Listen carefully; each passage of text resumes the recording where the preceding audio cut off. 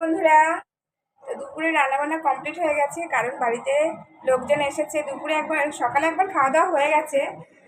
তো সকালের মেনুগুলো তোমাদের সঙ্গে শেয়ার করতে পারিনি, এত চাপ ছিল, একজনের পর একজন আসছিল। আমাদের বাড়ির এখানে একটা অনুষ্ঠান আছে, সেখানেই আমাদের গ্রামের ওখান থেকে অনেকে এসেছে, তারাই আমাদের বাড়িতে ঘুরতে এসেছে।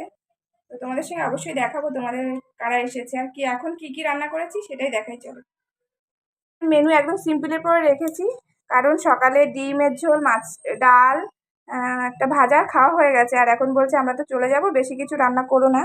তো তার জন্য এখন করেছি ইলিশ মাছের ঝাল সর্ষে বাটাতে এটা। আর এখানে আছে দেখো চিকেন, ব্যাস, আর ভাত। এটাই করা হয়েছে আজকে দুপুরবেলাতে, কারণ ওরা বেশিক্ষণ থাকবে না, ওরা আবার বাড়িতে চলে যাবে, এক্ষুনি ওদের খেতে দেবো। চলো। তো আমাদের বাড়িতে এসেছে আমার এই ছোট দেওর, তার বন্ধু, আর এসেছেন নকাকি, তার সব বান্ধবীদেরকে নিয়ে। সবাই খাওয়া দাওয়া করছি, কেমন লাগলো অবশ্যই বলো।